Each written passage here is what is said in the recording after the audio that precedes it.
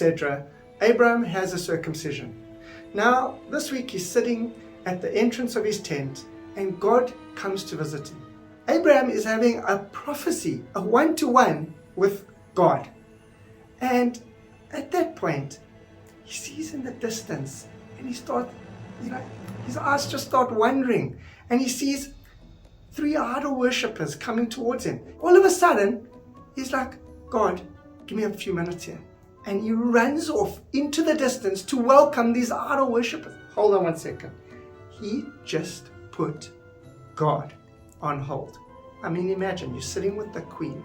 Your phone rings and it's some, friend of yours, and you go, sorry, Your Majesty, just give me 5.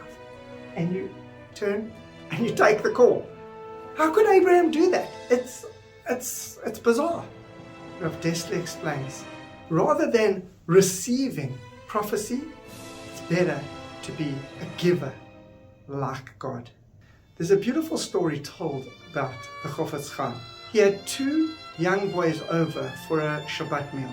The one young man who had studied in the Chofetz Chaim's yeshiva, he was so excited to have his chance to be able to sit at the table of the Chofetz Chaim, to hear the words of Torah and the inspiration and sing songs with the Chofetz Chaim. This was a dream come true. So they're sitting at the table and he's expecting an unbelievable rendition of Shalom Aleichem. He skips it out. The next, he thinks, okay, this is going to be this long, drawn-out Kiddush, quick Kiddush. First course comes, and they eat. The Chofetz Chaim calls for the next course, and the next course, dessert. Before he knows it, they finish the meal and they bench him. What is going on? Eventually, the other young man goes to the bedroom, and he goes to sleep.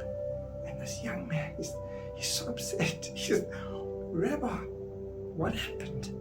The Chofetz Chaim said to this young man, what's more important than this wonderful spiritual feeling that we could have by talking words of Torah is actually living them and being caring for a young man that is exhausted. It's great to be in the presence of Hashem, but even greater is to be like Hashem. Be great, be a giver. Spirituality is in the action. Shabbat Shalom.